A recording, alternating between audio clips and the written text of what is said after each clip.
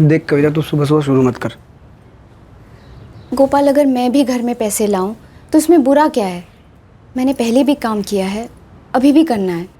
देख कविता, मैं नहीं चाहता कि तू काम पे जाए, और ये बात मैंने तुझे एक नहीं, दो नहीं, चार नहीं, कितनी बार बोल चुका हूँ। तू काम पे नहीं जाएगी मतलब नहीं जाएगी, हम दोनों में तय हुआ है। अब सब से मेरा दिमाग मत खराब कर।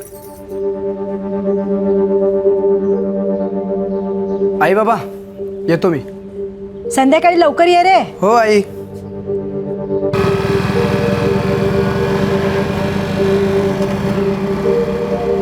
काम करने नहीं जाने देता, ना ही घर के बाहर जाने देता है। घर के बाहर कदम भी रखूं तो 10 सवाल करता है। मैंने नहीं सोचा था ऐसा कुछ होने वाला है। 2 महीने पहले सब कुछ कितना अलग था।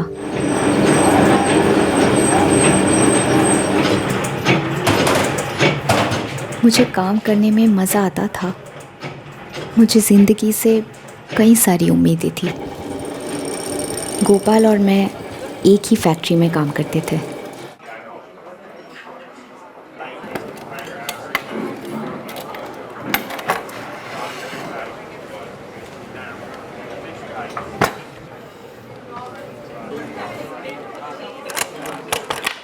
तो फिर क्या सोचा तुमने? कुछ नहीं सोचा गोपाल। 2 साल हो गए हमारी दोस्ती को। गोपाल, हम दोस्ती अच्छे हैं। मैं सिर्फ और सिर्फ काम करना चाहती हूँ। आई की ट्रीटमेंट करवानी है। पता है डॉक्टर लोग क्या बोल रहे हैं? वो बोल रहे हैं कि आई बच ही नहीं सकती, लेकिन मैं ना आई को जिंदा रखूंगी। और तेरी अपनी जिंदगी, उसका क्या? गोपाल, मैं अभी शादी नहीं कर सकती। मुझ पे भरोसा तो कर सकती है ना, या वो भी नहीं करती? गोपाल, ऐसा कुछ नहीं है। वही तो प्रॉब्लम ना कि ऐसा कुछ नहीं है। तुम मुझसे प्यार ही नहीं करती। ऐसा नहीं है। तो फिर शादी कर ले मुझसे। बोल, करेगी ना मुझसे शादी? दरअसल तो डरती है कि मैं तुझे खुश नहीं रख पाऊंगा। गोपाल, मुझे आई को खुश रखना है। तेरी आई को मैं अच्छी तरह से जानता हूँ। 6 महीने हमने साथ में काम किया है। वो खुद चाहती थी कि तू अपने लाइफ में सेट हो जाए, और तेरे बाबा भी यही चाहते होंगे। मैंने कहाँ ना बोला कि मैं सेटल नहीं होना चाहती। लेकिन मेरे साथ नहीं होना चाहती। मेरे साथ नहीं होना चाहती ना तू। गोपाल, हम अच्छे दोस्त हैं। अरे अचार डालू क्या ऐसी दोस्ती का? प्यार करता हूं मैं तुझसे। जब तू पहली बार अपने आई के साथ काम पे आई थी ना, तब से। तो शादी करना चाहता हूँ तुझसे, लेकिन तेरा स्टैंडर्ड है ना, मेरे को हाई लगता है।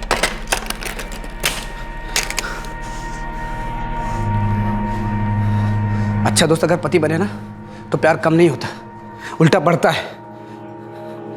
लेकिन तुझे मेरा प्यार दिखाई नहीं दे रहा। पता नहीं कौन सी पट्टी बांध रखी है आंखों पे। गोपाल,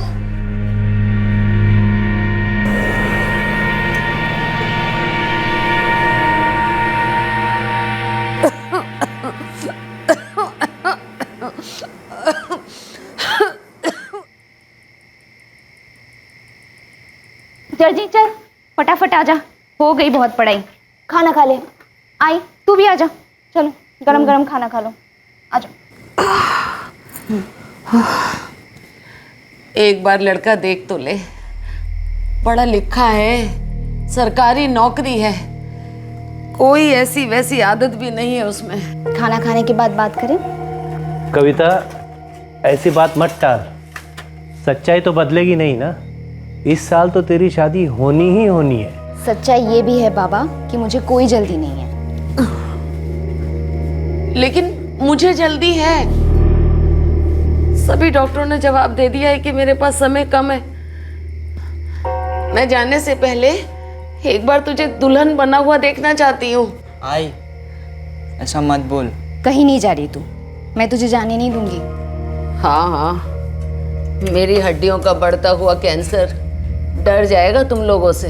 देख कविता, मैंने तेरी इजाज़त लिए बगैर उनको रविवार को खाने पे बुलाया है। मिल लेना एक बार। डॉक्टर लोगों ने आई को ज़्यादा से ज़्यादा 6 महीने दिए थे।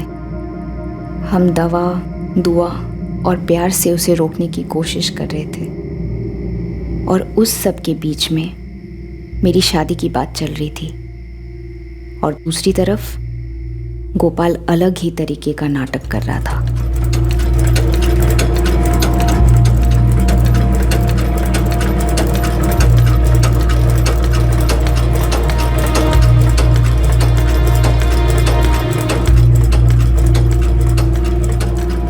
गोपाल ने लेटर दिया है तेरे लिए।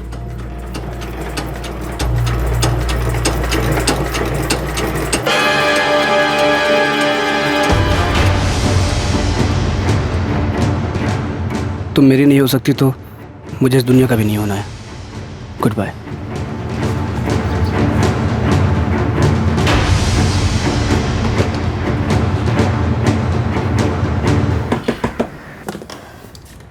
कविता, काकी गोपाल कुटे? वो तो सुबह ही काम पे गया। काम पे गया? लेकिन वो तो वहां आया ही नहीं। आया नहीं तो फिर कहाँ गया? कविता, ए कविता, अरे तुम दोनों में कुछ हुआ है क्या?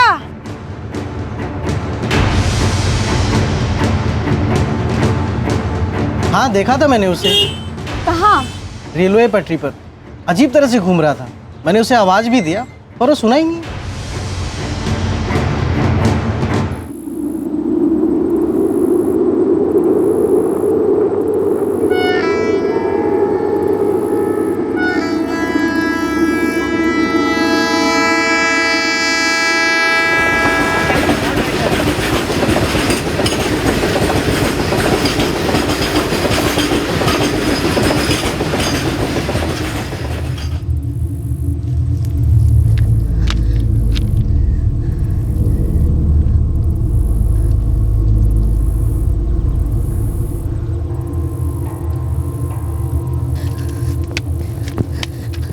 क्यों कर रहे हो तुम ऐसा? मेरे को लगा था मेरी मैयत पे भी नहीं आएगी तू। फालतू की बातें मत कर गोपाल। फालतू की बात नहीं कर रहा हूँ मैं। तेरे साथ मेरी शादी नहीं हुई तो जी के कोई फायदा नहीं है।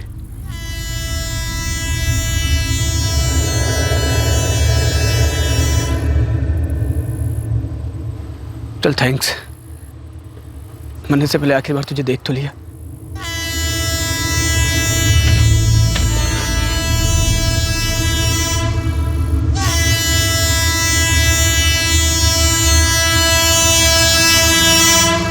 गोपाल! गोपाल हट! हट गोपाल! हट गोपाल! गोपाल हट! गोपाल हट! गोपाल! मत कर ऐसा! क्यों कर रहे तू ऐसा? शादी करेगी मुझसे?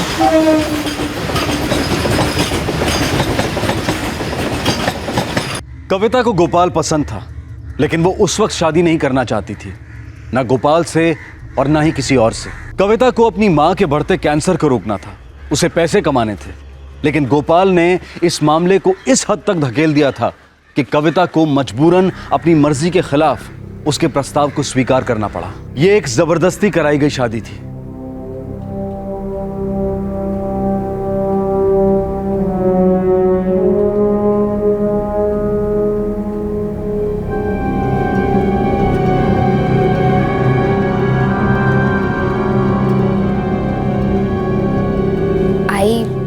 बाबा, मैंने और गोपाल ने शादी कर ली। शादी कर ली और हमें बताया भी नहीं? कविता क्यों? ये गोपाल ही क्यों? आई, वो मुझसे प्रेम करता है। प्रेम? तेरे चेहरे पे तो प्रेम नजर नहीं आता। है आई, मैं भी उससे प्रेम करती हूँ। कम से कम 8 से 9 रिश्ते, पढ़े लिखे अच्छी नौकरी वाले आए थे, बिना किसी मांग के। मुंबई पुणे के अच्छे फ्लैट में रह सकती थी तू। आई, मेरी शादी हो चुकी है। गोपाल मेरे पति है, मैं खुश रहूंगी उसके साथ। आशीर्वाद दे मुझे। आशीर्वाद तो मेरा सदा तेरे साथ है, लेकिन एक बात का दुख है बेटा कि तुझ जैसी पढ़ी लिखी होशियार लड़की को एक से एक रिश्ता मिल सकता था, बेहतर जिंदगी मिल सकती थी। आई की बात गलत नहीं थी, मैं भी इस शादी से कभी खुश नहीं थी, और फिर बात और बिगड़ती। बोल, मेरे को बोला क्यों नहीं तूने? इसमें बोलना क्या था? आई की तबीयत खराब थी तो मैं देखने गई उससे। तेरी आई की तबीयत महीनों से खराब है। सुबह जब मैं काम पे जा रहा था तब क्यों नहीं बोले तू? उसके बाद घर वापस आते हैं, वहां घंटों खड़े रह के हाँ ही करोगे तो उसका यही मतलब निकलेगा कि तुम दोनों एक दूसरे को पटा रहे हो। पहले शुरुआत किसने की, तूने कि उसने? क्या बकवास कर रहे हो तुम? काश जिंदगी में भी एक रिवाइंड बटन होता। काश मैं गोपाल की खुदकुशी की धमकी में नहीं आती। काश मैं और पीछे जा पाती अतीत में, जब आई की बीमारी शुरू हुई थी। काश तब जल्दी इलाज होता, अच्छा इलाज होता।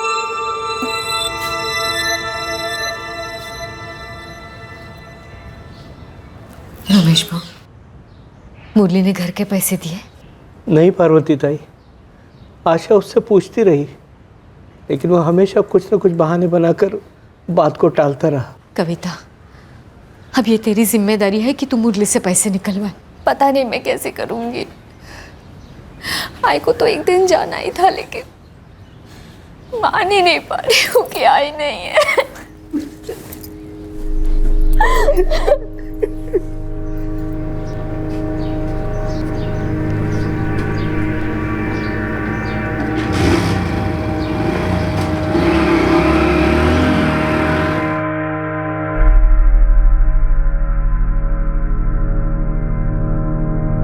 कविता, कहाँ जा रही हो? जी वसंतपुर। वसंतपुर? क्यों? जी वो वसंतपुर में मुरली भाव रहते हैं, उनसे कुछ पैसे लेने हैं। मैं दोपहर तक लौट आऊँगी, चलती हूँ। ठीक है।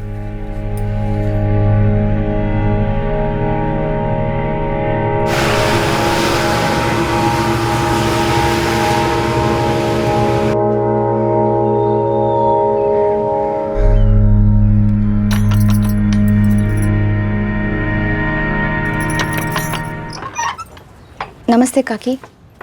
अरे कविता, कैसी है तू? मुरली भाव कहाँ हैं? वो तो गोदाम गए हैं। गोदाम किस तरफ हुआ? कविता, तेरी आई का इस तरह जाना बहुत बुरा लगा। बुरा तो हम सबको लगा काकी। आई को कैंसर ने नहीं, गरीबी ने मारा। अगर मुरली भाव ठीक टाइम पर पैसे दे देते तो शायद वो और बच सकती, कुछ साल और जीती। मैं पूछ रही थी गोदाम किस तरफ है?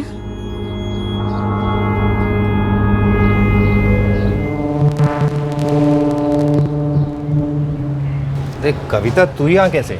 आपसे मिलने आई हूँ मुरली भाव। तेरी आई के ऐसे जाने को लेकर बहुत दुख है मुझे।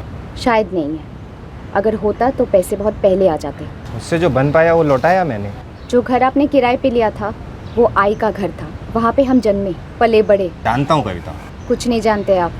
बुरे दिन आए इसलिए घर को किराए पे दिया था, उससे भी बुरे दिन आए तो घर को बेच दिया। दिल पे पत्थर रख के बेचा था हमने, सिर्फ इसलिए ताकि आई का इलाज हो पाए। अब आई तो नहीं रही, लेकिन आप पर उधार बाकी है। दे दो 25,000 रुपये मेरे। तेरी आई को भी मैंने यही कहा था, तुझे भी मैं यही कहूँगा कविता। 25,000 देने की मेरी औकात नहीं है। मालिक ने दिहाड़ी कम कर दी है। वो तो इधर का सुपरवाइज़र सुभाष, वो मेरा दोस्त है, इसलिए जैसे तैसे चलता है मेरा। एक पैसा नहीं बचता है, उधार लेके घर चलाना पड़ता है। और 75,000 रुपये दिए ना मैंने। सौदा 1 लाख का हुआ था। अब नहीं दे सकता तो नहीं दे सकता, जान लेगी क्या? मुरली भाव आप ठीक नहीं कर रहे हो। तुझे जो समझना है समझ।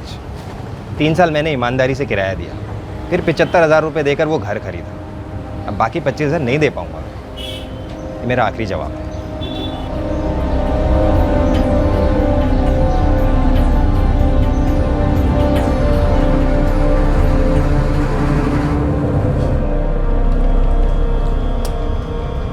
वो तेरे घर की मालकिन आशा ताई की बेटी थी ना? हाँ, पैसे मांगने आई थी। तुझे क्या लगा आशा गई तो उधारी गई?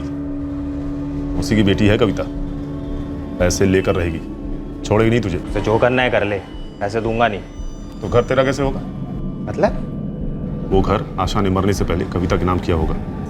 घर की सारी कागज पत्री कविता के नाम होगी। तो 75,000 रुपये नकद दिए बिना रिसीट के। ऊपर से तूने उस लड़की से पंगा ले लिया है। वो बखेड़ा खड़ा कर सकती है और तू उस घर में रहते हुए भी उसे कभी बेच नहीं सकेगा। दाखव मला, कुठे आहे पैसे? उन्होंने दे ही नहीं। तूने मुझे सुबह बोला क्यों नहीं तू वसंतपुर जा रही है करके? क्योंकि उस वक्त मैंने सोचा नहीं था कि मैं जाऊंगी। फिर बाद में सोचा कि मैं पैसे मांगने के लिए चली जाती हूँ। मैं आई को बोल के गई थी। आई मेरी बेचारी है, गाय है वो गाय। तू उसको बोल के जाएगी ना तू मुरली भाव से मिलने जा रही है तो भी वो मान लेगी। गोपाल मैं सच बोल रही हूँ कि मैं बसंतपुर गई थी। मैं मुरली भाव से मिली। तू मुरली भाव से मिली ना?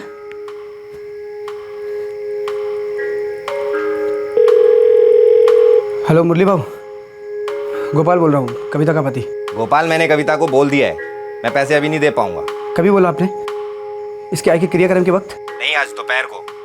और तुम लोग जितनी बार भी मुझसे पैसे मांगोगे मेरा जवाब यही है, मैं पैसे अभी नहीं दे सकता।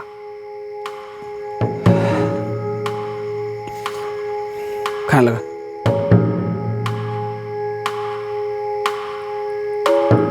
गोपाल का शक बढ़ता जा रहा था, मेरी घुटन बढ़ती जा रही थी।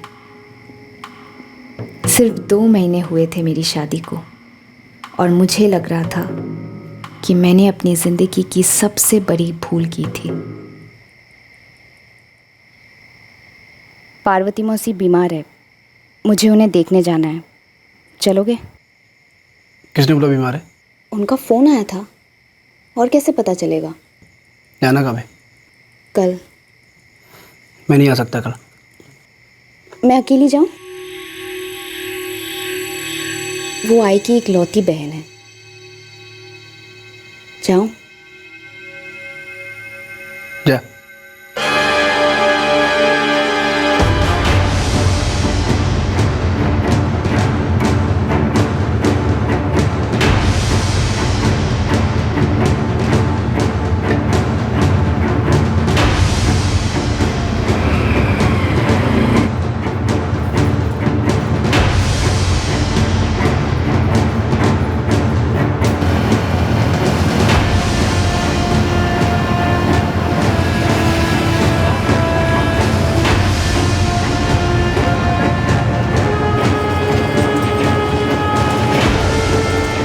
दाखव मला, कुठे आहे पैसे? उन्होंने दिए नहीं।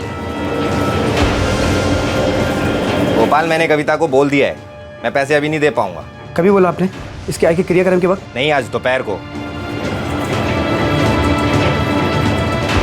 पार्वती मौसी बीमार है, मुझे उन्हें देखने जाना है, चलोगे? मैं नहीं आ सकता कल। मैं अकेली जाऊं?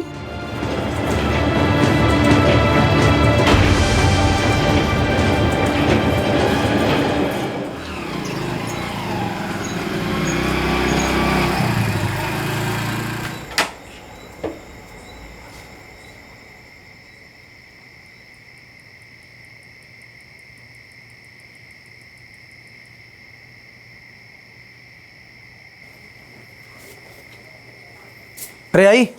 हाँ? कविता कहाँ है? कविता लौटी नहीं अभी तक। लौटी नहीं अभी तक मतलब? 7:30 बज रहे और अभी तक वो अपने मौसी घर से वापस नहीं आई। मुझे क्या पता, और उसने बोला भी नहीं ये देर होगी करके। उसकी मौसी तो यहाँ उत्तम नगर में रहती है ना, तो फिर आने में इतनी देर कैसे हो सकती है उसको? बेटा तू उसको फोन करना। जिस नंबर से आप संपर्क करना चाहते हैं वो नंबर इस समय बंद है। जिस नंबर से आप संपर्क करना चाहते हैं वो नंबर इस समय बंद है।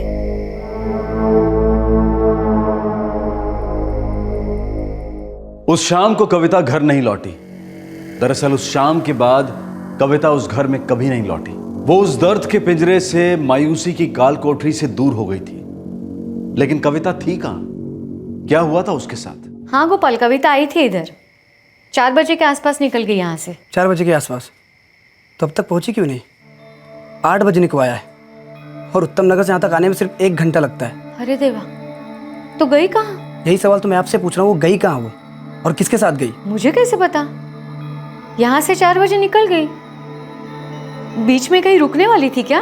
रुकना था मतलब उसने बोला आपको ऐसा कि कहीं रुकेगी करके? अरे नहीं, मैं तुमसे पूछ रही हूँ, उसने कुछ बताया था तुझे? मुझे भी कुछ नहीं बोली, और वैसे भी मुझे कुछ बोलती कहाँ है वो। पहले करती है और फिर बाद में कहानियां बनाती है। अभी तक घर नहीं पहुंची कविता? नहीं।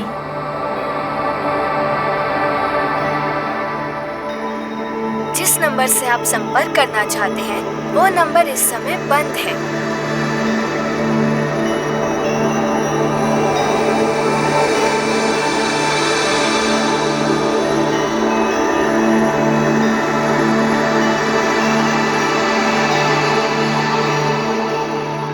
किसी और रिश्तेदार के घर गई होगी। नहीं सर, ऐसा कोई रिश्तेदार तो नहीं है। पार्वती जी, कविता ने आपको क्या कहा था कि घर जा रही हूं मैं? घर ऐसा कुछ नहीं बोली, कहा देर हो रही है निकलती हूँ। मुझे लगा घर ही जा रही होगी। कुछ परेशान दिख रही थी वो? नहीं ऐसा कुछ नहीं, हमेशा की तरह थी, ठीक ठाक। क्या बोला मुरली? वही हमेशा की तरह, क्या ऐसे उसने बोला था कि पैसे नहीं दे पाएगा वो। घर के कागजात कर दिए क्या उसके नाम? वो मुझे पता नहीं। आई ने कहा था कि तेरे नाम पे ये घर कर रही हूँ और कागजात पे कुछ दस्तखत किए थे। उसके बाद आई ने क्या किया क्या नहीं कुछ नहीं पता।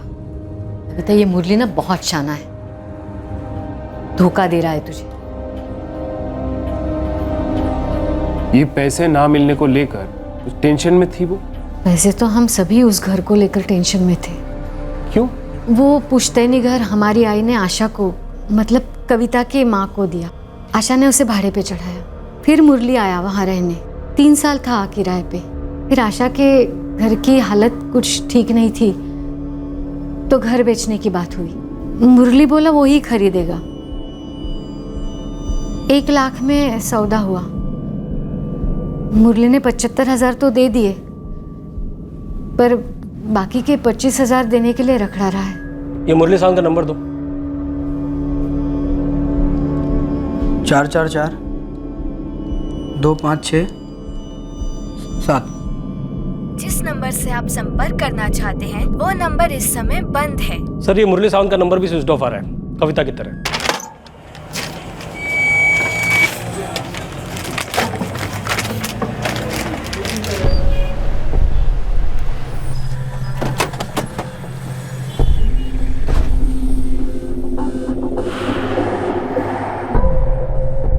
क्या मुरली सावंत कौन है? वो है मुरली।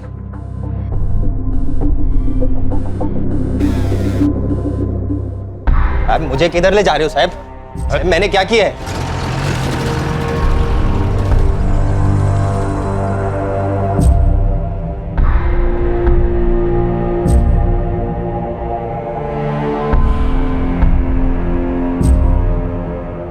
ये मुरली ने ही कुछ किया होगा। मुझे भी ऐसा ही लग रहा है मुरली का बर्ताव देखकर। काफी हिली थी कविता। वो तो है, पैसे नहीं मिलने की वजह से परेशान तो थी वो। मुझे कुछ सही नहीं लग रहा है गोपाल। मैं कविता को अच्छी तरह जानता हूँ। जो भी हो, वो पूरा दिन घर से बाहर बिना बोले नहीं रह सकती। कहीं मुरली ने तो कुछ उल्टा सीधा नहीं किया होगा ना हमारे कविता के साथ?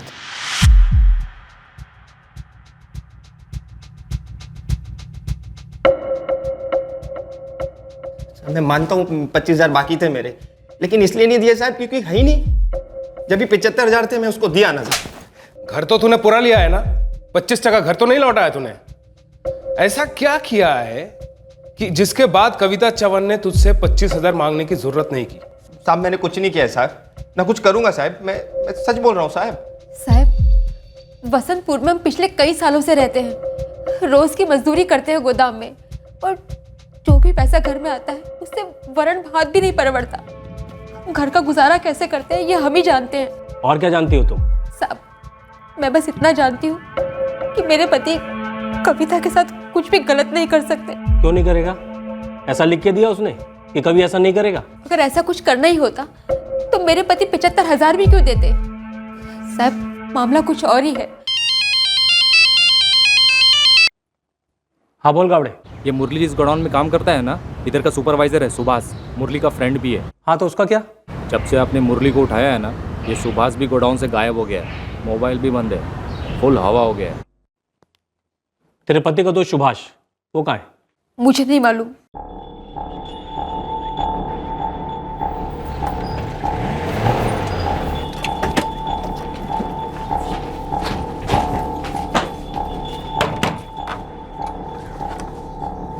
जी सुभाष का है? मालूम नहीं साहब, कल दोपहर को तो घर आए थे पर फिर कहीं चले गए। कुछ बोला नहीं, कहाँ गए मालूम नहीं।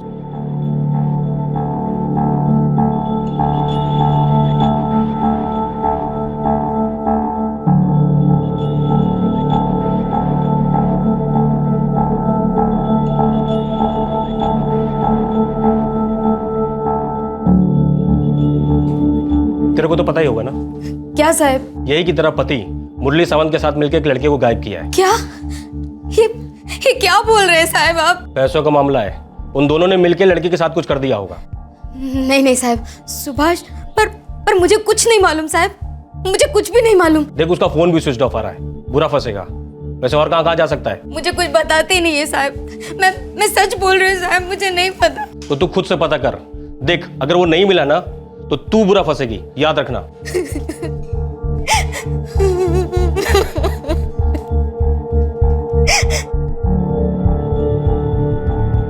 मुरली जल्दी बता दे, कविता के साथ तूने क्या किया है?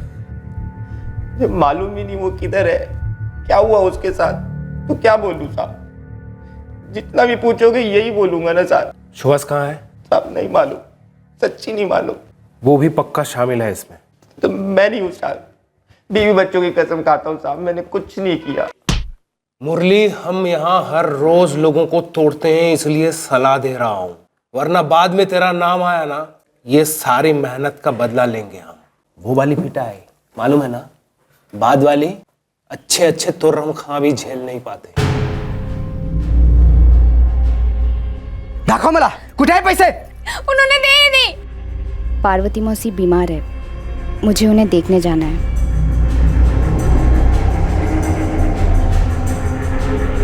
ना मैं उसे यहाँ बुलाती मुझसे मिलने, ना ही ये सब कुछ हो सकता। अपने पर मत ले पार्वती, तुझे थोड़ी पता था कि पीठ पीछे कौन क्या साजिश कर रहा है।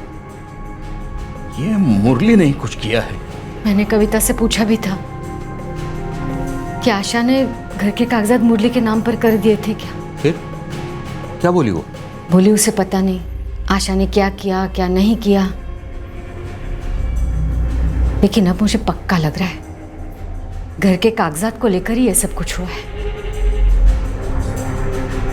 पहले दिन से ये गोपाल मुझे पसंद नहीं है। पता नहीं कविता ने उसमें क्या देखा।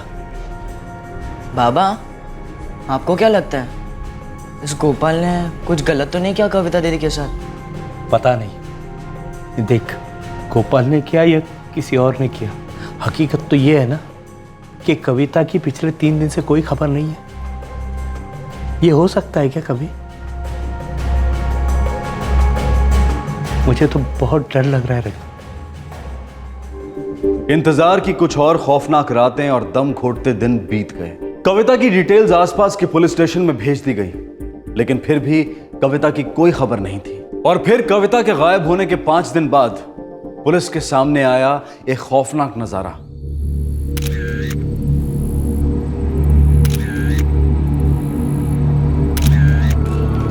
सर, करोलिना का पुलिस का कहना है कि लाश पहचान के परे है। हाइट, कपड़े वपड़े, बाकी डिटेल्स मैच हुई? सर, जिस औरत की लाश मिली है उसने साड़ी पहनी थी जो लगभग पूरी तरह जल चुकी है। Height 5 foot 2 inch. कविता भी साड़ी पहनती थी और 5 फुट 2 इंच के आसपास की थी। हाँ सर। पोस्टमार्टम होने दो, देखते हैं ये लोग 25,000 के लिए कहां तक जा सकते हैं। उम्र 20 से 25 साल के बीच में थी। कविता चवन भी 22 साल की थी। डीएनए सैंपलिंग करने में भी बहुत मुश्किल आएगी इंस्पेक्टर, क्योंकि बॉडी लगभग पूरी तरह से जल चुकी है। हड्डियों से कुछ पता किया जा सकता है? हाँ, लैब में स्कल की मैपिंग की जा सकती है। हम लोग खोपड़ी को संभाल कर रख लें। कुछ और डिटेल्स दे सकते हैं आप डॉक्टर? जली हुई लाश के सीने पर छुरे, चॉपर या तलवार जैसी किसी चीज के वार के कई निशान मिले हैं, और ऐसे ही निशान पेट पे भी। कुछ और? हाँ, और कुछ भी है, और जो शायद बहुत ज्यादा इंपॉर्टेंट है। क्या? बॉडी के पेट में 3 से 4 महीने का गर्भ था। ये औरत प्रेग्नेंट थी। बॉडी पे एक भी चीज नहीं है आइडेंटिफिकेशन के लिए।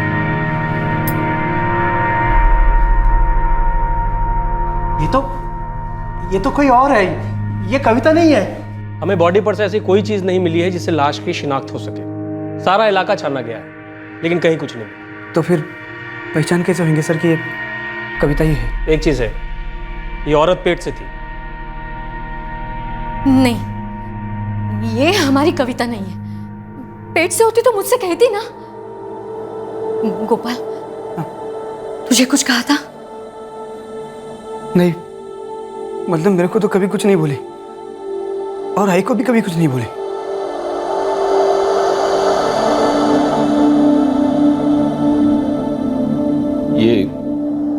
ये कविता ये है। दामोदर मौसा, आप कैसे बोल सकते हो ये कविता है? मैं नहीं मानता। पार्वती, उस दिन इसी रंग की साड़ी पहनी थी ना कविता ने?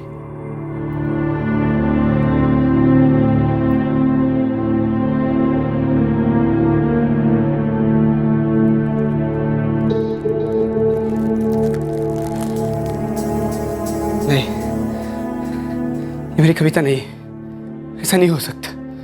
मेरी कविता मुझे छोड़ के नहीं जा सकती। मैं नहीं मानता ये मेरी कविता है। रिपोर्ट कब तक मिल सकती है? कम से कम 1 हफ्ते का टाइम लगेगा सर। हमें विक्टिम का एक क्लियर फोटोग्राफ भी लगेगा।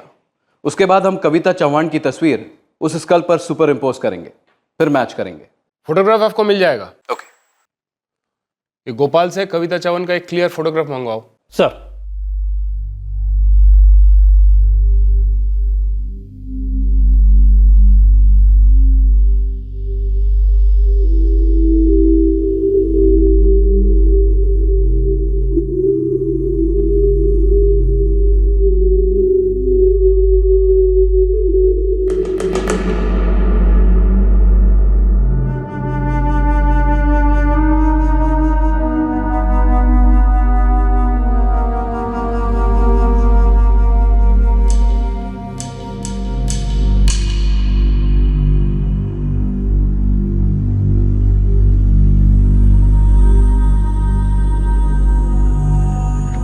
ये है मेरी बेटी कविता। बड़ी प्यारी बच्ची है। टॉफी खाओगी?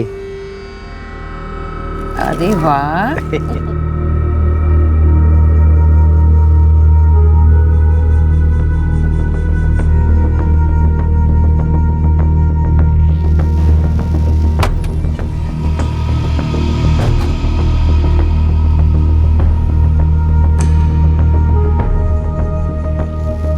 अकल देर से आई लेकिन दुरुस्त। अच्छा किया सरेंडर करके सुभाष वाघमारे, वरना दौड़ा दौड़ा के कूटते थे। ले चलो इसे। इस केस में फिलहाल 2 आरोपी थे, मुरली सावंत और सुभाष वाघमारे, और वो दोनों पुलिस की कस्टडी में थे। आरोप यह था कि मुरली ने कविता चौहान को 25,000 रुपए देने थे, जो वो नहीं दे रहा था। पर क्या इन 2 दोस्तों ने वाकई में कविता का कत्ल कर दिया था 25,000 के लिए? दूसरी तरफ पुलिस के सामने एक बुरी तरह से जली हुई लाश थी। क्या यह लाश वाकई कविता चौहान की थी?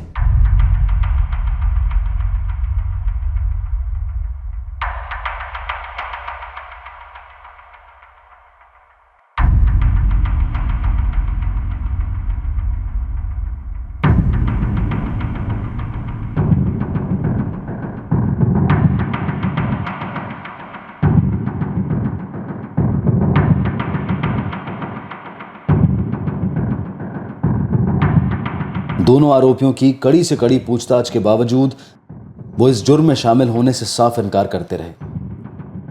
और दूसरी तरफ गोपाल चौहान अपनी पत्नी के बारे में जानने के लिए बेहद परेशान होता चला था।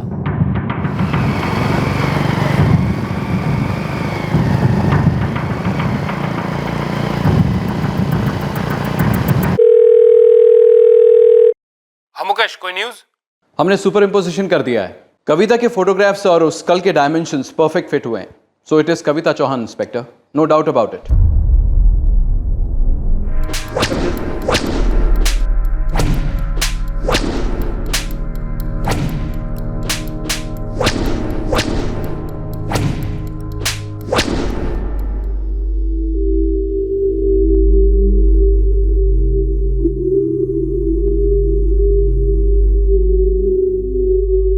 मैं बार बार दुआ कर रहा था कि वो कविता ना हो, वो कविता ना हो। मुझे तो पहले से लग रहा था कि वो कविता ही है। एक अर्जे से मुझे भी लग ही रहा था ये मुरली जरूर कुछ ना कुछ करेगा। हाँ साहब, आपने नहीं किया है।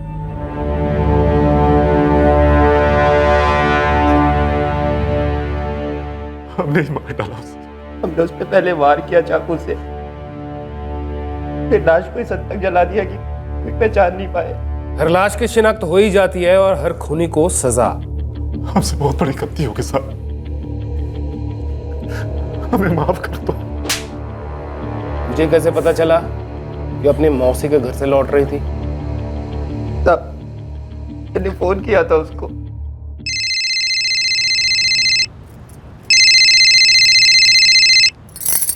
बोलो मुरली भाव। हाँ कविता, मुझे ये पैसे वाला मामला खत्म करना है। मैं तेरे पैसे देना चाहता हूँ। ये अच्छी बात है, मैं कल आ जाती हूँ पैसे लेने। नहीं नहीं, कल नहीं, आज ही आकर लेना।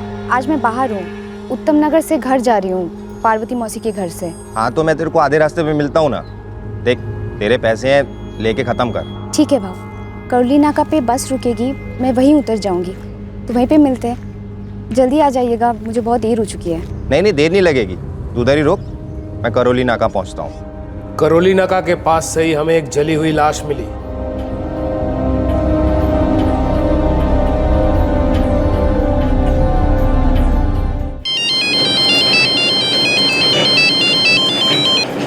हेलो, क्या क्या बोल रहे हैं? एक सेकंड। क्या ये क्या बोल रहे सर आप? तुम्हारी पत्नी कविता जब पार्वती जी के घर उत्तम नगर से लौट रही थी, तब मुरली और उसके दोस्त सुभाष ने मिलकर कविता का मर्डर कर दिया था। मतलब उन दोनों ने आपको ऐसा बोला क्या? हाँ, उन दोनों ने अपना जुर्म कबूल कर लिया।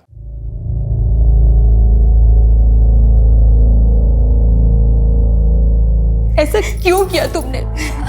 वो लड़की हमको इतना भी परेशान नहीं कर रही थी। आपने एक बार भी सोचा हमारा क्या होगा, बच्चों का क्या होगा? सुधा, हमने किसी को नहीं मारा। बच्चों की सौगत जानवी, हमने कोई खून नहीं किया। लेकिन पुलिस कह रही है कि आप लोगों ने अपना गुनाह कबूल कर लिया है। हमारे पास कोई चारा नहीं था जानवी, कोई चारा नहीं था। जानवरों की तरह पीटते थे। हमने सोचा गुनाह कबूल कर लेते, कम से कम एक ही बार फांसी होगी। ऐसे रोज रोज तो नहीं मरेंगे।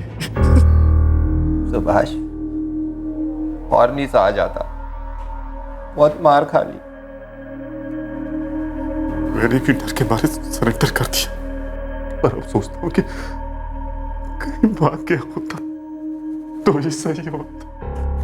वो लाश मिल गई है,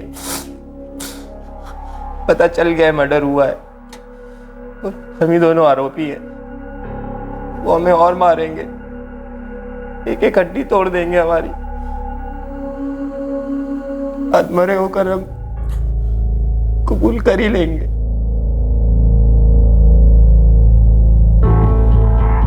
इसलिए हमने सोचा गुनाह नहीं किया है तो भी कबूल कर ही लो। पर क्यों? अब ये लोग कहेंगे कि आप ही खूनी हो, आप लोगों को ही सजा मिलेगी, और आपने कुछ भी नहीं किया, फिर भी सजा आपको होगी। अरे एक बार तो सोचा होता हमारे बारे में कि हमारा क्या होगा।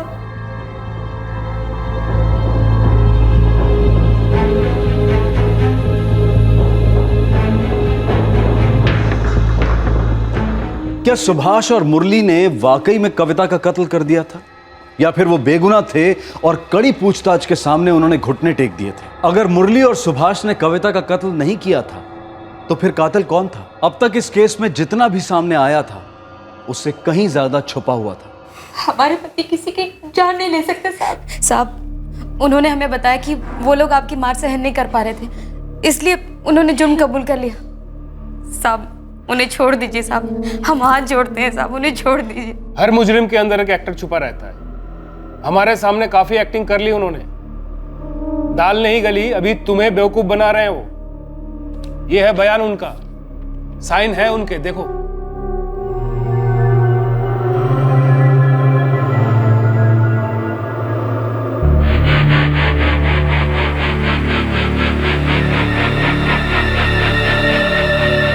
अब तुम हमें वहां ले चलोगे जहां तुम लोगों ने वो चाकू छुपाया।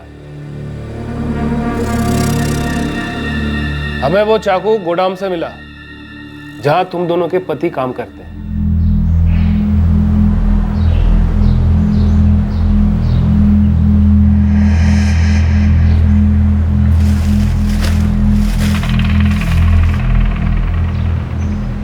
चाकू बरामद करने के बाद उन दोनों ने करोली नाका के पास हमें वो जगह दिखाई जहां झाड़ियों के बीच लाश को उन लोगों ने जलाया था। यही मारा था ना कविता चौहान को? यही मार के जलाया था ना? हाँ साहब।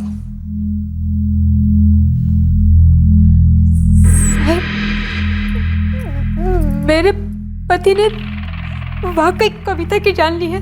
तुम्हारे पति मुरली सावंत ने कविता का कत्ल किया है और जानवी तुम्हारे पति सुहास ने इस कत्ल में मुरली सावंत का साथ दिया। कविता अपनी पार्वती मौसी के घर से लौट रही थी। इन्होंने उसे फोन करके बीच में बुलाया और मुरली सावंत ने उसे पैसा लौटाने का वादा भी किया था।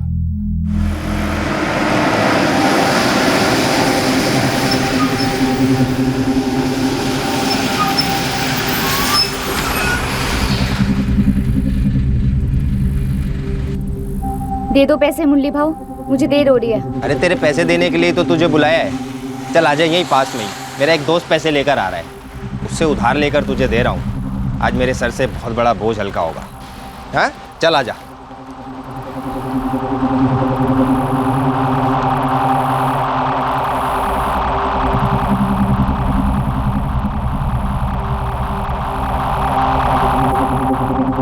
मुरली भाऊ और कितना दूर है?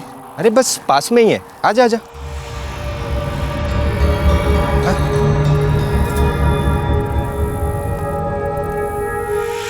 आजा।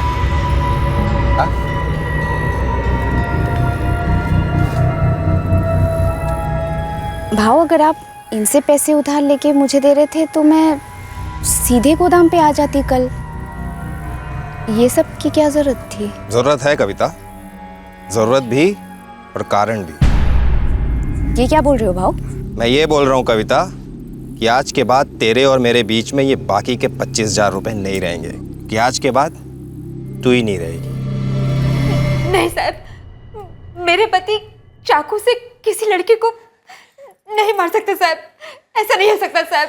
हाँ साहब, सुभाष ऐसा कर ही नहीं सकते, बिल्कुल नहीं कर सकते। तुम्हारा विश्वास, तुम्हारा यकीन, ये सब अब कोई मायने नहीं रखता। हम बहुत जल्दी चार्जशीट फाइल करने वाले हैं। तुम्हें जो कहना है अदालत में जाके कहना।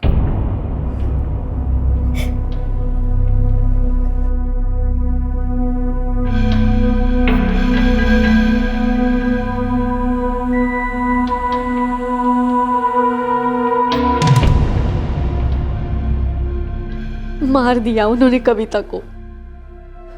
उन दोनों को तो फांसी हो जानी चाहिए। अब फांसी होगी या क्या होगा, इसका फैसला तो अदालत ही करेगी ना। फैसला क्या करना है?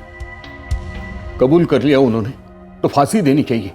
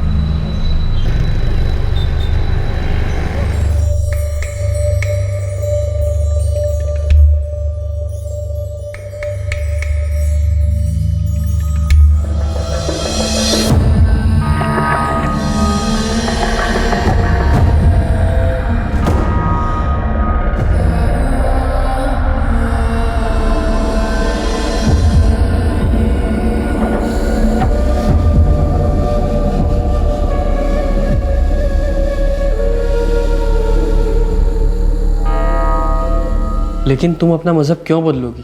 ताकि तुम्हारे अम्मी अबू का इरादा ना बदले रफीक। लेकिन मुझे अच्छा नहीं लगेगा अगर तुम अपना मजहब बदलोगी।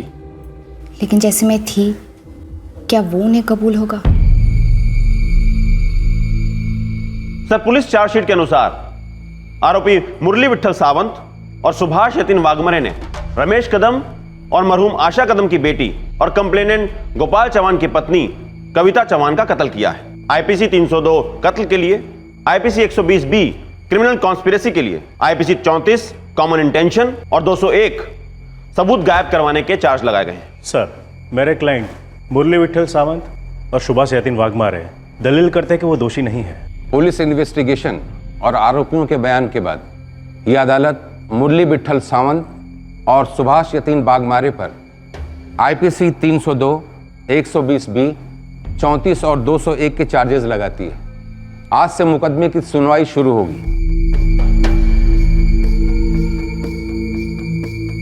मुरली सावंत और सुभाष वाघमारे पर कविता चौहान के कत्ल का मुकदमा शुरू हुआ। इन दोनों आरोपियों ने पुलिस के सामने कबूल किया था कि उन्होंने किस तरह से कविता का कत्ल किया था और फिर उसकी लाश को ठिकाने लगा दिया था। लेकिन कविता चौहान तो जिंदा थी और उसका रफीक नाम के आदमी के साथ निकाह होने जा रहा था। इस केस ने कई जिंदगियां तहस नहस कर दी।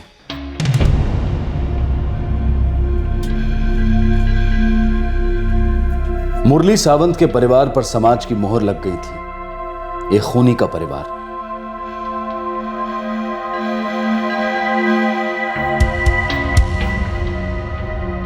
सुभाष वाघमारे के घर में भी वही हाल था। कोई मदद को तैयार नहीं और ऊपर से जिल्लत की बौछार। दूसरी ओर कविता के परिवार के लोग न्याय चाहते थे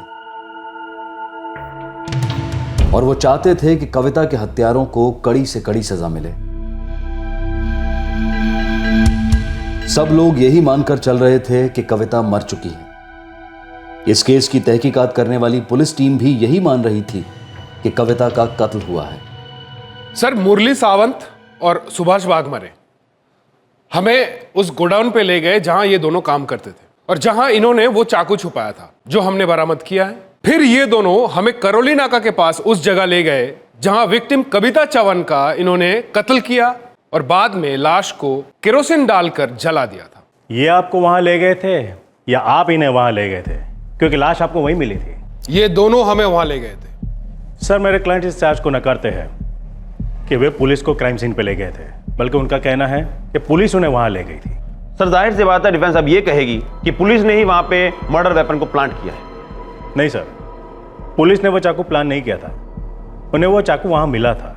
हम इस चार्ज को नकारते हैं कि वो चाकू मर्डर वेपन है। मुरली सावंत एक मजदूर है और उस चाकू का इस्तेमाल बोरे के धागे काटने के लिए करता है। दोनों आरोपी जिस सीमेंट गोडाउन में काम करते हैं उसी गोडाउन से चाकू बरामद हुई, वो भी हेड सुपरवाइजर की मौजूदगी में। सच तो यह है सर कि मेरे क्लाइंट 3rd डिग्री टॉर्चर सह नहीं पाए और इसी डर में उन्होंने कबूल कर लिया कि वो कत्ल उन्होंने किया है। नहीं सर, सच ये है कि मुरली सावंत डरा हुआ था और उसके डर का कारण था कविता चौहान का उससे अपने हक के 25,000 रुपए की डिमांड करना, जो मुरली सावंत देना नहीं चाहता था। इसलिए उसने अपने दोस्त सुभाष वाघमारे के साथ मिलकर उसके कत्ल का षड्यंत्र रचा और फिर इस कत्ल को अंजाम दिया। मुरली सावंत के पास ठोस मोटिव था कविता चौहान का कत्ल करने का, 25,000 रुपए। ये चाकू क्राइम सीन से रिकवर नहीं हुआ है और ना ही इसे गोदाम में छुपाया गया था, बस एक जगह पे पड़ा था जहां रोज पड़ा होता है।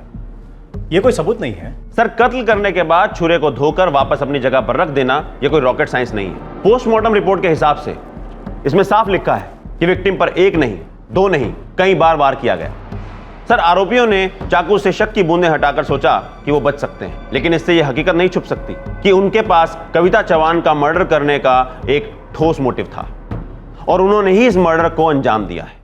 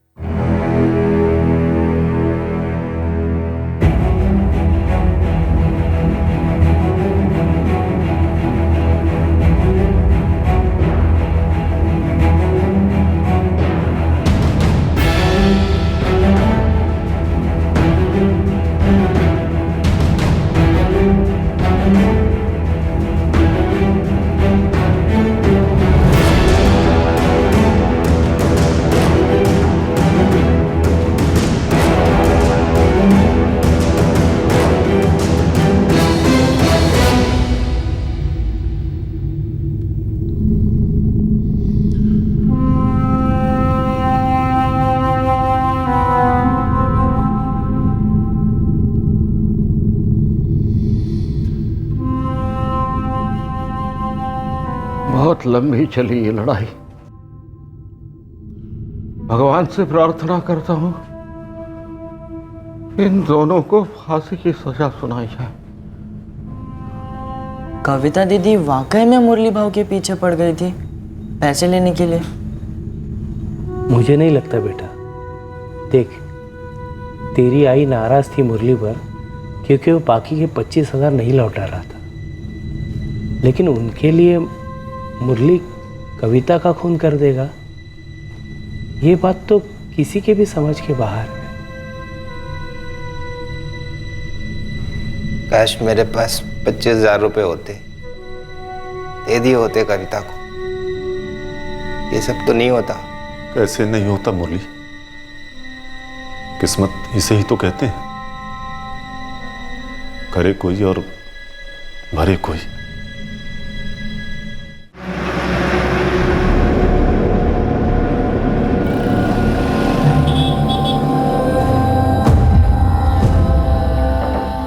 अम्मी, आपके अम्मी अब्बू कहाँ हैं? बेटा अम्मी अल्लाह को प्यारी हो गई। और आपके अब्बू? चलो बेटा अपना बैग भर लो, मैं तुम्हारा टिफिन लेके आती हूँ, ठीक है? शबाना, नाज़नीन की बात को ऐसे क्यों काट दिया? अब्बू हैं तुम्हारे, भाई है, मौसी है। नाज़नीन उन सबको जानेगी, उनसे मिलेगी तो क्या बुराई है? बुरा तो तकदीर का खेल है रफ़ीक। मैं आज तुम्हारे और नाज़नीन के साथ कितना खुश हूँ। काश मैं ये खुशी अपने घर वालों के साथ बांट सकती, लेकिन पता नहीं क्यों मैं कभी घर लौट ही नहीं पाई। कितनी बार दिल किया कि पार्वती मौसी से मिलूं, बाबा से मिलूं, रजनी से मिलूं।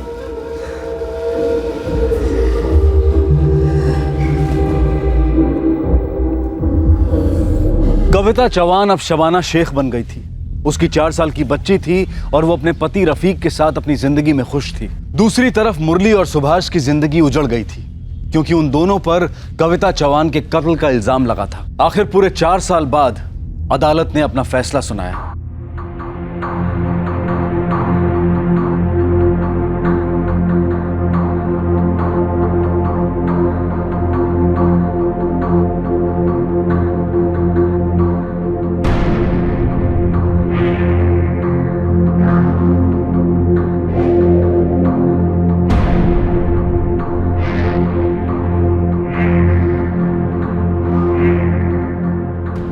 इस केस की पुलिस इन्वेस्टिगेशन और लैब रिपोर्ट साबित करते हैं कि कविता चौहान का कत्ल हुआ, इसमें कोई दो राय नहीं है। प्रोसिक्यूशन ने यह साबित करने की कोशिश की कि मुख्य आरोपी मुरली विठल सावंत की कविता चौहान के साथ पैसों को लेकर अनबन थी, जिसकी जड़ सालों पहले हुआ एक घर का सौदा था। मरहूम आशा कदम ने अपना पुश्तैनी घर मुरली सावंत को बेचा था, जिसके 25,000 रुपए वो उन्हें लौटा नहीं रहा था, और इसी लेन देन को मोटिव ऑफ मर्डर बताया जा रहा है। इस केस में मुरली सावंत के दोस्त गोडाउन सुपरवाइजर सुभाष यतीन बागमारे को भी को अक्यूज बनाया गया है, पर इस अदालत को इस केस में कत्ल के इरादे को लेकर सर्कमस्टेंशियल एविडेंस जो पेश किए गए हैं वो काफ़ी नहीं है।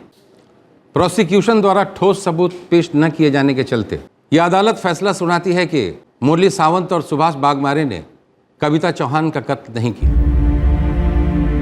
दोनों आरोपियों पर लगे सारे चार्जेस खारिज किए जाते हैं और ये अदालत मुरली विठल सावंत और सुभाष यतीन वाघमारे को बरी करती है।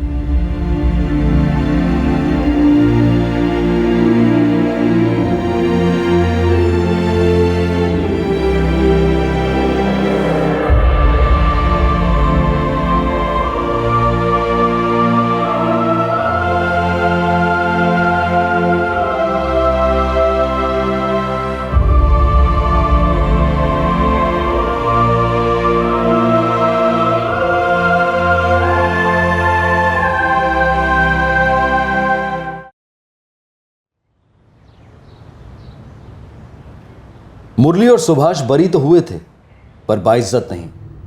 उन पर जो खूनी होने की मोहर लग चुकी थी वो स्याही मिटने की बजाय अब और रंग लाने लगी थी।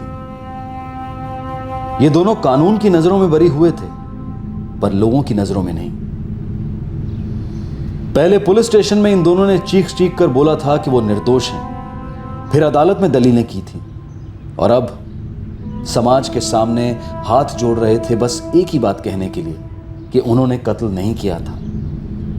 और उनका कबूलनामा डर के मारे किया गया था, पर इस बात को कोई भी मानने को तैयार नहीं था। वो दोनों जेल में सड़ेंगे। वसंतपुर, उत्तम नगर और करुणा नगर के लोग हमारी कविता को कभी नहीं भूलेंगे, हमेशा याद रखेंगे। बहुत बुरा किया उन दोनों ने हमारी कविता के साथ। कविता का पहला पति गोपाल चौहान भी अपनी जिंदगी में लौट गया।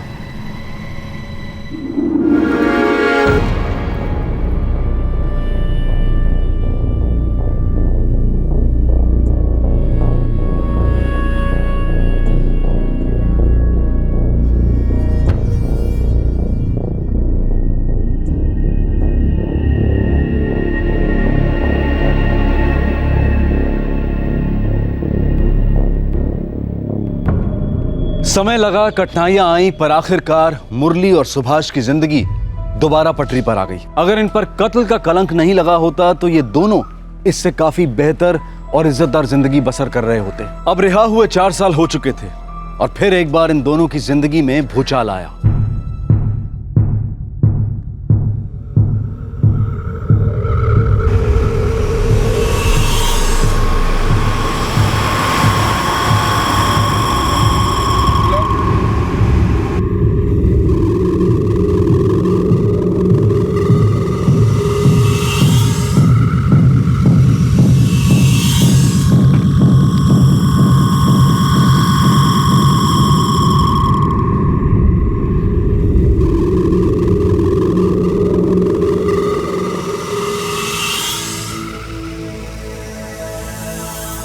क्या हुआ? चेहरे का रंग क्यों उतर गया?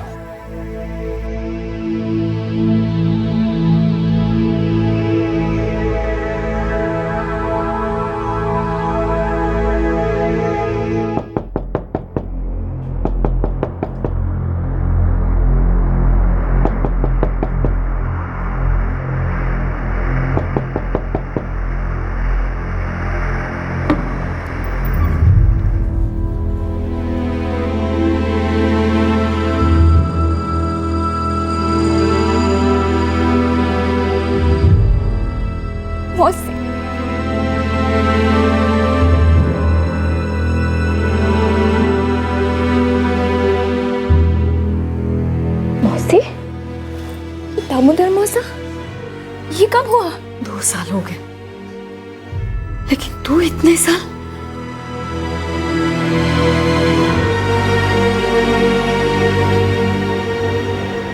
ये मेरी बेटी नाज़नीन और ये मेरे पति रफीक।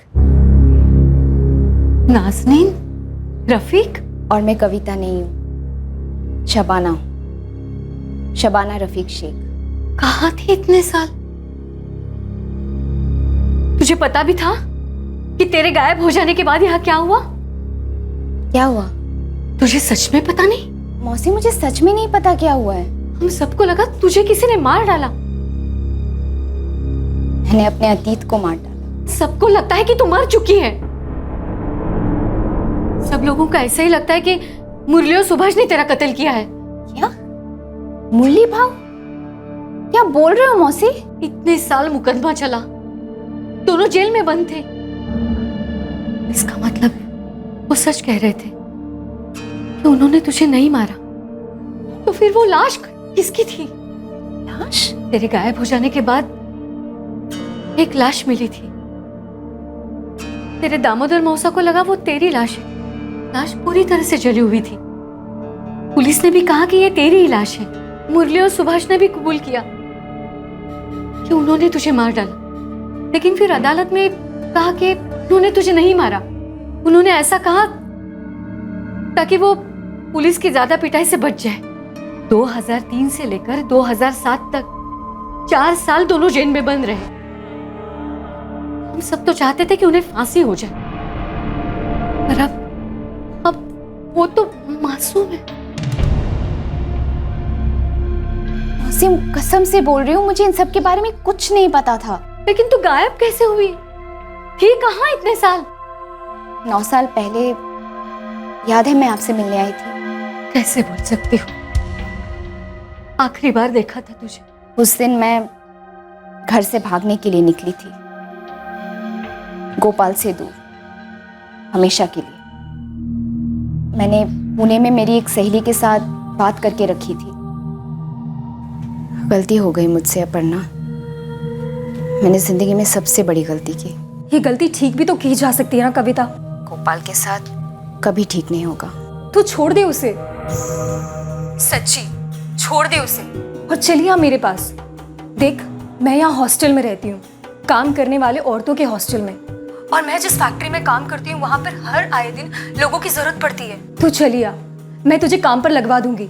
ऐसे कैसे छोड़ दूँ अपर्णा? तुझे बांध कर रखने वाला एक ही रिश्ता था, वो है तेरी आय का, जो अब इस दुनिया में नहीं रही। और अगर तू अपने बाबा के पास वापस जाएगी तो गोपाल वहां आकर नाटक करेगा, ब्लैकमेल करेगा। देख मेरी बात मान, एक जोड़ी कपड़े में मेरे पास आ जा। जिस दिन मैं आपसे मिलने आई थी उसके बाद मैं घर नहीं गई, सीधे बस ली पूना के लिए। वो सफ़र पिंजरे से निकलकर आज़ादी का सफ़र था मौसी। मैं गोपाल से दूर जा रही थी, इससे खुशी की कोई बात नहीं थी मेरे लिए। जैसा अपर्णा ने कहा था वैसा हुआ। जिस दिन मैं पहुंची थी पूना, उसी दिन मुझे नौकरी मिल गई थी। मैं अपर्णा के साथ रही, पुणे की आदत होने लगी, और फिर रफ़ीक से मुलाकात हुई। मुझे वो पसंद आया, उसे मैं पसंद आई, और बस हमने शादी करने की सोची। मैं अच्छी ज़िंदगी जी रही थी। शादी के बाद ये नाज़नीन हुई, सब कुछ अच्छा जा रहा था। मुझे भनक तक नहीं थी कि पीछे से ये सब कुछ हो गया। ये क्या हो गया हम सबसे? मुझे लगता है वो दो लोग जिनको शबाना के कत्ल में अंदर कर दिया गया था, उनके साथ बड़ी नाइंसाफी हुई। 4 साल जेल में सड़ी, इतनी मार खाई, रोजगार छिन गए। सुना है बहुत बुरे हाल है उनके अभी। मौसी, जो हुआ गलत हुआ। मैं तो अपने आप को बचाने के लिए गोपाल से दूर भागी। जैसे ये सब कुछ हो जाएगा मुझे कैसे पता था? हाँ शबाना, लेकिन अगर गलत को सही करने की कोशिश भी नहीं करेंगे तो और भी बड़ी गलती होगी ना। मौसी, मैं जाकर मुरली भाव से मिलती हूँ। हम सब उन दोनों की जिंदगियां बर्बाद करने में भागीदार हैं। कि हमने क्या किया कविता?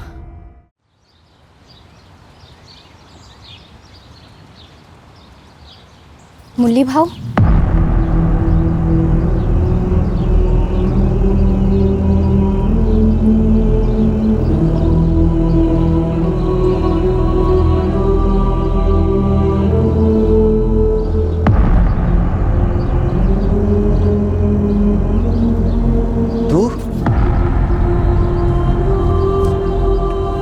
जिंदा है? हाँ भाव, मैं जिंदा हूँ, और मुझे अभी अभी पता चला है कि इतने सालों में आपके साथ क्या क्या हुआ है। भाव, भाव, पार्वती मौसी ने मुझे सब कुछ बताया, लेकिन कसम से बोल रही हूँ भाव, मुझे मालूम नहीं था कि ये सब कुछ हो गया है। इतने साल बेकार ही खूनी बोलकर खून पिया, पहले पुलिस ने, फिर लोगों ने। मुझे रत्ती भर की जानकारी होती तो मैं सीधे वापस आ जाती और सब सच बता देती, लेकिन अभी भी देर नहीं हुई है। क्या करेगी तू? गुजरा वक्त वापस तो नहीं आएगा, लेकिन सहे गए दर्द का मरहम हो सकता है, नाइंसाफी की भरपाई हो सकती है। अब जो भी हो, मैं यहाँ से कुछ ना कुछ करके ही जाऊंगी।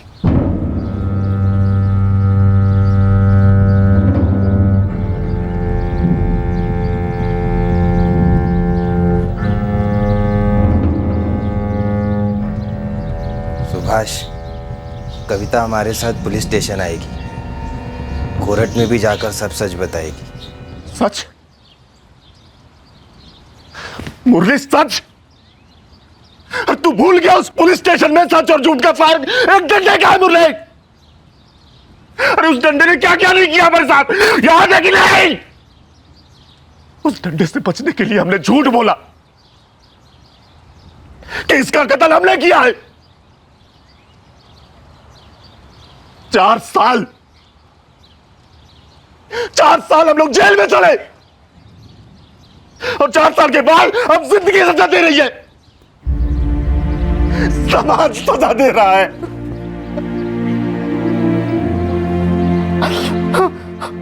आके किसी से मिला नहीं सकते। बच्चे हमारे गर्दन झुकाकर जीते हैं। लेकिन काका सब कुछ बदल सकता है। मेरा तुझसे कोई लेना देना नहीं था, और तेरी वजह से मेरी पूरी जिंदगी बर्बाद हो गई। काका, मैं पुलिस और अदालत में जाके सब कुछ सच बता दूंगी। आप एक बार चलिए तो सही।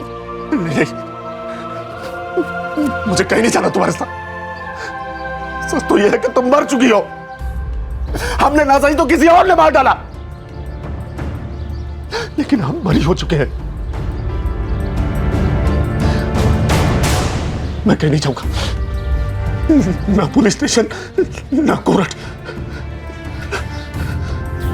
काका, मेरी माफी मांगने से आपकी कोई सहायता नहीं होगी, लेकिन मैं बस इतना कहना चाहती हूँ कि मैं भी एक उम्र कैद से भाग रही थी, फांसी के फंदे जैसे घुटन से भाग रही थी, पति की पिटाई से भाग रही थी। लेकिन मुझे मालूम नहीं था कि मेरे भाग जाने के कारण तो मासूम जिंदगी तहस नहस हो जाएगी।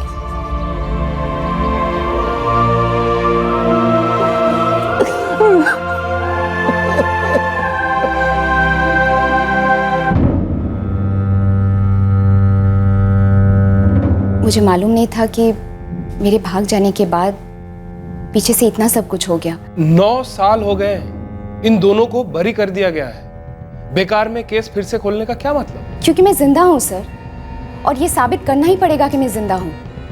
ये जरूरी है कि मुरली भाऊ और सुभाष काका के हक बहाल हो। इन्हें सबूत ना होने के कारण से छोड़ा गया, और अब कोर्ट और सारी दुनिया में ये जानना जरूरी है कि केस की असली सच्चाई क्या है। देखो, ये साबित हो चुका था कि वो लाश तुम्हारी थी।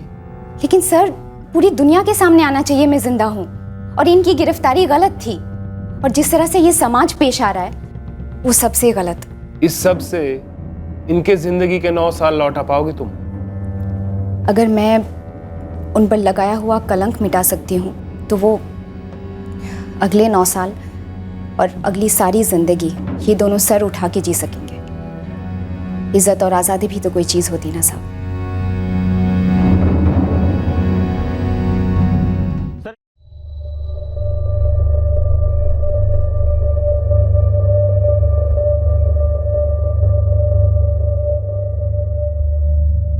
कविता के लिए आसान नहीं था यह साबित करना कि वही वाकई में कविता चौहान है। डीएनए टेस्टिंग के बाद यह साबित हुआ कि कविता चौहान उर्फ शबाना शेख एक ही शख्स है। सर, गोपाल मुझे बहुत तकलीफ देता था, उससे मैं दूर भागना चाहती थी। एक दिन मौका मिला तो मैं भाग गई, लेकिन मैंने ये गलती की कि मैंने ये बात किसी भी अपने को नहीं बताया, ना पार्वती मौसी को, ना दामोदर मौसा को, और ना ही मेरे सौतेले पिता रमेश चौहान को।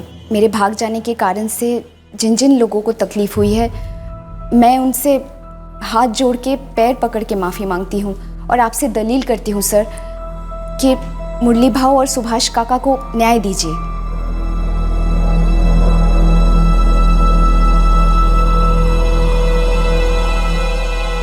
यह अदालत इस बात को कबूल करती है कि इस केस में पुलिस इन्वेस्टिगेशन और इस अदालत ने भी भूल की है, गलत किया है। 2 बेगुनाह लोगों पर इल्जाम लगा कि उन्होंने एक औरत का कत्ल कर दिया, जबकि वो औरत जिंदा है।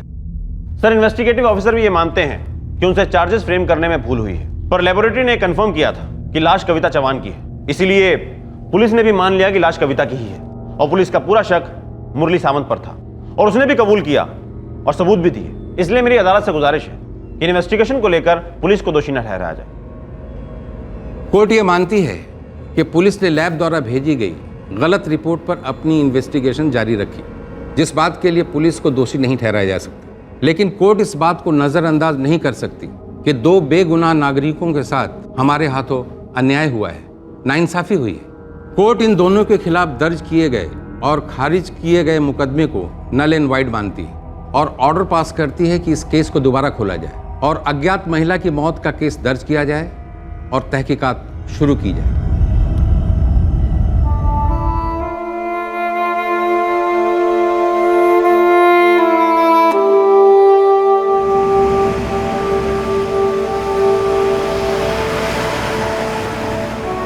कविता अपने पति रफीक और बेटी नाजनीन के साथ अपनी जिंदगी में लौट गई। कविता की मौसी पार्वती भी अपनी जिंदगी बसर कर रही है। कविता का सौतेला पिता रमेश और भाई रजनी भी अपने अपने संघर्ष में लगे हुए हैं। मुरली सावंत अब थोड़ी चैन की सांस ले रहा है। कोर्ट के फैसले ने उसे न्याय की एक झलक दिखला दी है। सुभाष वाघमरे भी अब मानता है कि कविता ने पुलिस के सामने जाकर अच्छा काम किया। लौटने के बाद कविता गोपाल से कभी नहीं मिली और ना ही फोन पर कभी कोई बात हुई। गोपाल ने भी कोई पहल नहीं की, वो भी अपनी जिंदगी में बिजी हो गया है। 2 बेगुनाह जिन पर एक ऐसे जुर्म का आरोप लगा था जिससे उनका कोई वास्ता नहीं था, वो आज भी कोर्ट द्वारा प्रदान किए गए मुआवजे का इंतजार कर रहे हैं। उन्होंने उच्च न्यायालय के दरवाजे पर भी दस्तक दी है कि सालों से हो रही पीड़ा और जिल्लत का जो सामना उन्हें करना पड़ा है उसका भी ख्याल रखा जाए। कविता अब शायद ही कभी अपने गांव वापस आएगी। उसे इस बात का गिल्ट है कि उसके गांव से बिना बोले भागने की वजह से कई लोगों की जिंदगी तहस नहस हो गई। उसे इस बात का खेद है कि वो पहले क्यों नहीं लौटी, ताकि जो इतना बड़ा तमाशा हुआ शायद वो नहीं होता। और वो औरत कौन थी जिसका कत्ल हुआ था और जिसकी लाश को जलाया गया था और जो कत्ल के समय प्रेग्नेंट थी। हालांकि 9 साल पहले के इस केस को कोर्ट ने दोबारा खोलने के आदेश दिए हैं, लेकिन इस केस पर कुछ ज्यादा काम नहीं हो पाया है। जिंदगी में रिवाइंड बटन नहीं होता है। गुजरे हुए समय में हुई किसी घटना पर या अपने कर्मों पर अफसोस करने से वर्तमान के हालात सुधरने की बजाय और बिगड़ सकते हैं। हमें वर्तमान में जीना है और वर्तमान के अभी इस पल में दुरुस्त काम करने से हम अतीत के दर्द और भविष्य के डर दोनों को मिटा सकते हैं। काश ऐसा या वैसा होता तो ये सोचते और दोहराते रहने से कई सरल सवालों के जवाब भी मुश्किल बन जाते हैं। पर क्या हम पीछे मुड़कर देखना बंद कर सकते हैं? क्या हम जिंदगी के उस रिवाइंड बटन को तलाशना बंद कर सकते हैं? आपसे फिर मुलाकात होगी अगले एपिसोड में एक और चौंका देने वाले केस के साथ। तब तक अपना ख्याल रखें, सुरक्षित रहें, स्वस्थ रहें और देखते रहें क्राइम पेट्रोल सतर्क। 1.25 को सीख पूरे देश को। जय हिंद। इस तरह के और भी एपिसोड देखने के लिए हमारे चैनल को सब्सक्राइब करें और बेल आइकन दबाना ना भूलें।